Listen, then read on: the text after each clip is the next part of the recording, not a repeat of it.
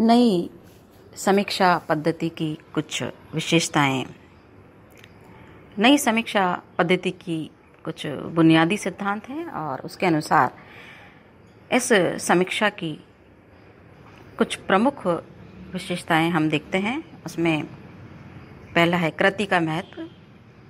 इस समीक्षा पद्धति में कृतिकार और उसके परिवेश को महत्व न देकर मात्र कृति को ही महत्व दिया गया, उसे महत्वपूर्ण माना गया है।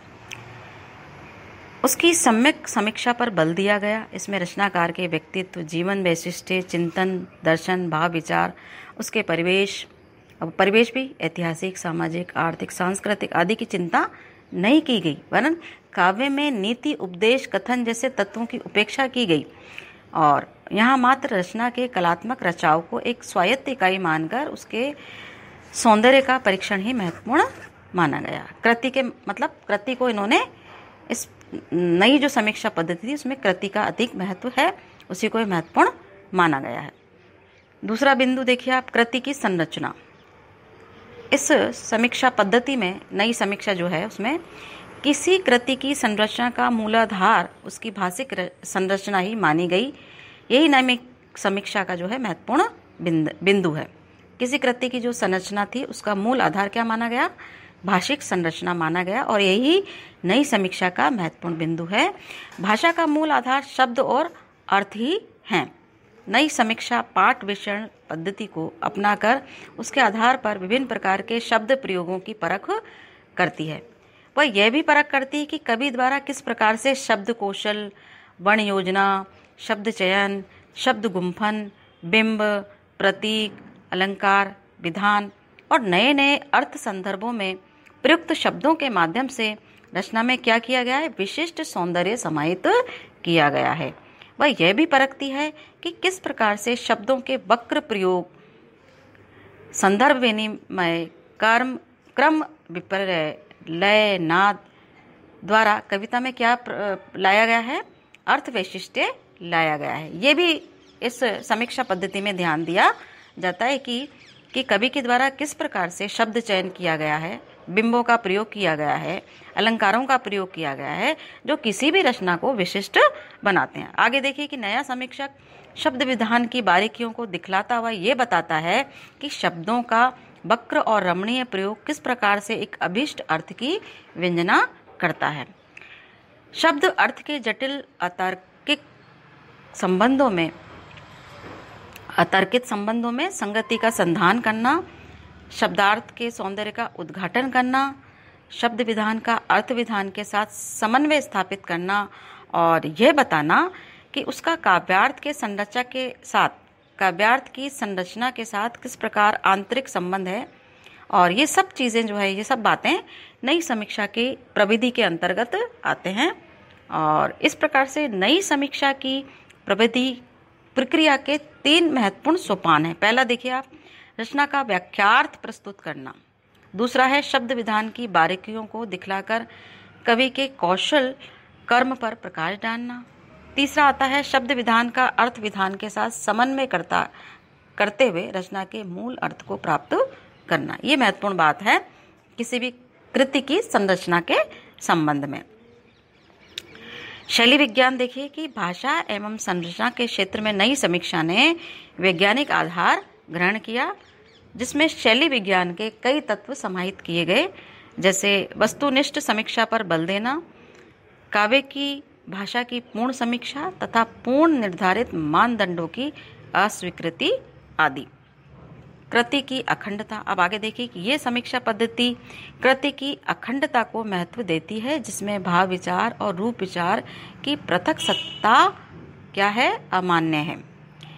यह इन दोनों पक्षों को खंड खंड करके नहीं परखती, वरन दोनों को एक साथ, कौन सा? भाव और रूप रचना, दोनों की वो अखंड सत्ता मानते हैं, मतलब, और उसको अलग नहीं मानते, दोनों एक ही मानते हैं। इसके अनुसार वो क्या करते हैं कि इसकी मान्यता है कि रूप पक्ष और वस्तु पक्ष दोनों ही मिलकर एक समन्वित इकाई का निर्माण करते हैं और तभी रचना जो है रचना का रूप धारण करके हमारे समक्ष प्रस्तुत होती है। मतलब नई जो समीक्षा पद्धति है उसमें कृति की अखंडता को महत्व दिया गया है और ये दोनों पक्षों को खंड खंड करके परखते नहीं है, मतलब भाव पक्ष और रूप रचना जो है।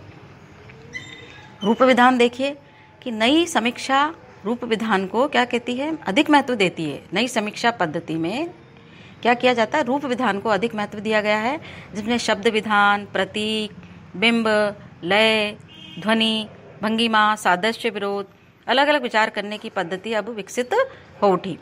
कविता में लय और बिंब को अधिक महत्व दिया गया, साथ ही शब्द विधान को ही सौंदर्य का वाहक भी माना गया। इस प्रकार नई समीक्षा का मूल उद्देश्य है रूप रचना के सभी तत्वों का क्या करना, विवेचन और विश्लेषण करना और उनसे प्राप्त निष्कर्ष के आधार पर कृति का भी मूल्यांकन करना। ये इस नई जो समीक्षा पद्धति है उसमें महत्वपूर्ण है। निरपेक्ष दृष्टि, इससे पूर्व की समीक्षा पद्धतियां कृति, कृतिकार तथा सहृदय की प्रतिक्रिया आदि को आधार मानकर ही कार्यरत रही और नई समीक्षा ने इन दृष्टियों को अमान्य किया और इन्हें कृति के वास्तविक स्वरूप को समझने में क्या बताया, बाधक बनाया। साथ ही ऐतिहासिक संदर्भ में रचना को देखना, नैतिक दृष्टि से उसका मूल्यांकन करना भी अमान्य हो गया। कुल मिलाकर के क्या हुआ कि नई समीक्षा काव्य के निरपेक्ष अस्तित्व को मान्यता देती है, क्योंकि इसकी दृष्टि में काव्य स्वतः क्या है, एक स्वतंत्र सत्ता है, उसका अपना स्वतंत्र अस्तित्व है और उसका एक विशिष्ट रूप है। इस पर ध्यान दिया गया। विरोधाभास एवं अनेकार्थता, काव्य में विरोधाभास एवं अनेकार्थता के तत्व महत्वपूर्ण हैं और इनके द्वारा कवि ऐसी भाषा का प्रयोग करता है जो जटिल एवं विविध अर्थ छवियों को व्यंजित करती हुई रचना को क्या करती है, समृद्ध बनाती है। इसकी व्याख्या करते हुए डेविड डेचिस ने कहा है कि कविता जिस विरोधाभास और दन्यार्थकता के साथ किसी स्थिति को अभिव्यक्त करती है, उसे रेखांकित करने के लिए नए आलोचकों ने कविता को अपनी परिभाषा को और भी संकीर्ण कर दिया है। ये आलोचक कविता को गहराई के साथ और सूक्ष्मता की दृष्टि से पढ़ने की महत्ता पर बल देते हैं, मतलब ताकि उसकी व्यंग्यात्मक अर्थछाएं और विरोधाभास जो है उसके भीतर हैं वो स्पष्ट हो जाएं। इस प्रकार से कविता में व्यंग्य, प्रतीक, रूपक को महत्वपूर्ण माना गया नई समीक्षा पद्धति के अनुसार। अब निष्कर्ष रूप में देखा जाए तो पूर्व समीक्षा पद्धतियों में भावोत्कर्ष, विचारोदात्य, नैसर्गिक उद्रेक, नैतिक प्रभाव तथा जीवन दर्शन को भी परखा गया, साथ ही समूचे परिवेश को भी परखा गया। पर नई समीक्षा में काव्य की पूर्ण स्वायत्त सत्ता प्रतिष्ठित करके, मतलब काव्य जो है पूर्ण स्वायत्त होता है, उसकी सत्ता प्रतिष्ठित करके साहित्येतर मूल्यों के आधार को ही अमान्य कर दिया गया। इस प्रकार से नई समीक्षा में एक प्रकार की प्रतिक्रियात्मक समीक्षा पद्धति मानी जा सकती है और साथ में ये भी कहा गया है कि साहित्य न तो उपदेश की वस्तु है और न ही मनोरंजन का आधार, उसका अपना स्वतंत्र अस्तित्व है, अपना स्वतंत्र प्रयोजन है। पर यह चिंतन एकांगी माना गया क्योंकि कृति को ही स्वतः पूर्ण रचना मानना और संरचना विधान को महत्व देना, रचना के भाव पक्ष और उसके कथ्य की उपेक्षा करना सम्यक एवं पूर्ण मूल्यांकन नहीं माना जा सकता। मात्र रचना विधान पर ही ध्यान केंद्रित होते ही जीवन और काव्य का संबंध परखना क्या हो जाएगा, कठिन हो जाएगा। काव्य के अन्य सभी पक्ष, भाव, विचार, राग, अनुभूति, संवेग, कथ्य आदि पीछे छूट जाएगा। मतलब किसी एक पक्ष को हम नहीं छोड़ सकते। यदि हम मात्र रचना विधान पर ही ध्यान देते रहेंगे तो उसका भाव पक्ष जो है उपेक्षित होगा। रचना विधान जितना जटिल होगा, काव्य भी उतना ही उत्कृष्ट होगा। मतलब इसकी समीक्षा की, नई समीक्षा पद्धति पर जो सिद्धांत बनाए गए उनके आधार पर यदि किसी कृति की जो है समीक्षा की जाती है तो उसका प्रभाव क्या पड़ेगा, ये इसके अंतर्गत माना जा सकता है कि रचना विधान जितना कठिन होगा, क्योंकि यदि हम केवल उसकी संरचना पर, कविता की संरचना पर ही बात करेंगे जैसा कि नई समीक्षा पद्धति में बताया गया, तो रचना विधान जितना जटिल होगा काव्य भी उतना ही उत्कृष्ट होगा। ये मान्यता भी एकांगी है क्योंकि जटिल रचना विधान बौद्धिक क्षमता संपन्न पाठकों के लिए भी बौद्धिक व्यायाम का कारण बनेगा और भावोत्कर्ष, सुरुचि संपन्नता, संस्कार क्षमता, सूक्ष्म मनोवेगों की व्यंजकता पर कभी बल नहीं दे पाएगा और साथ ही इसमें मात्र शब्द प्रयोग पर ही बल दिया गया।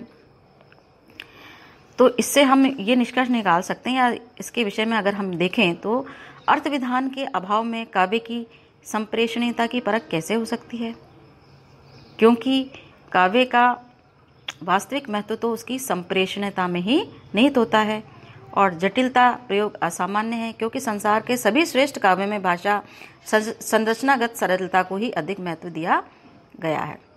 और यदि हम नई समीक्षा पद्धति के आधार पर अगर समीक्षा करते हैं, उसके नई जो सिद्धांत है उसमें कुछ जो बातें हैं तो उसको देखा जाए तो इसकी धारणा से तो काव्य मात्र एक संरचना विधान में ही सिकुड़ करके रह जाएगा। इलियट ने भी इस ओर संकेत करते हुए क्या कहते हैं कि आलोचक रचना में अवगाहन का भाव मुक्त खोज लाने के लिए शब्दों के विश्लेषण में जुड़ जाएंगे, है ना। तो ये सब चीज़ें मतलब दोनों चीज़ें जो है ज़रूरी है, भाव पक्ष और उसकी जो कलात्मकता है, उसकी संरचना है किसी भी कविता की या रचना की, वो अत्यंत ज़रूरी है। तो नई समीक्षा ने वैज्ञानिक आधार ग्रहण किया और शैली विज्ञान को आधार बनाया।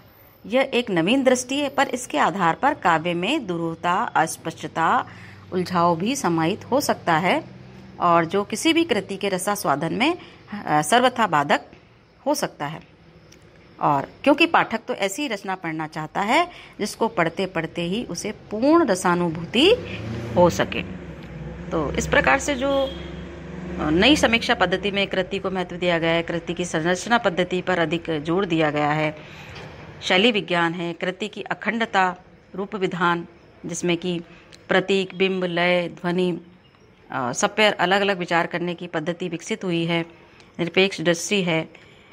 तो इन सब पर अगर विचार किया जाए तो केवल ये एकांगी पक्ष होगा, और सबके साथ में मतलब जैसा कि कृति की अखंडता, ये नई जो समीक्षा पद्धति कृति की अखंडता को महत्व देती है, और जिसमें भाव, विचार और रूप रचना की पृथक सत्ता अमान्य है। और इससे पूर्व जो समीक्षा पद्धतियां रही है उसमें कृति और कृतिकार और सरदे की प्रतिक्रिया आदि को ही आधार मानकर कार्यरत रही थी, और नई समीक्षा पद्धति में नवीन दृष्टि के साथ में, नवीन विचार के साथ में नमी जो है समीक्षा पद्धति को प्रस्तुत किया, जिसके अपने जो है सही और जो अलग जो तथ्य हैं वो दोनों हमारे समक्ष प्रस्तुत होते हैं। क्योंकि अगर केवल हम भाषिक संरचना के पर ही बात करेंगे तो उसका दूसरा पक्ष जो है कमजोर हो जाता है। और नई समीक्षा ने वैज्ञानिक आधार ग्रहण किया है, और केवल हम एक पक्ष को देखेंगे तो ये जो नई समीक्षा पद्धति जो हमारे समय स्पष्ट हुई है उसको, उसकी दृष्टि से या उसके साथ में क्या होगा, काव्य को पूर्ण समझने में वो बाधा हमारे समक्ष प्रस्तुत होगी। इसलिए इन सब जो भी इसके जो पहलू या पक्ष प्रस्तुत किए गए उनके विषय में गंभीरता से विचार करना, उसको समझना अत्यंत ज़रूरी है। और पाठक क्योंकि ऐसी रचना पढ़ना चाहते हैं जिसको पढ़ते हुए रसानुभूति हो सके, और केवल उसके अंदर दुरूहता होगी, अस्पष्टता होगी, उलझाव होगा तो उससे रसास्वादन में हमारे समक्ष बाधा होगी। तो ये नई समीक्षा पद्धति जिसके कुछ प्रमुख बिंदु हैं जिनके आधार पर किसी भी कृति की समीक्षा की जाती है।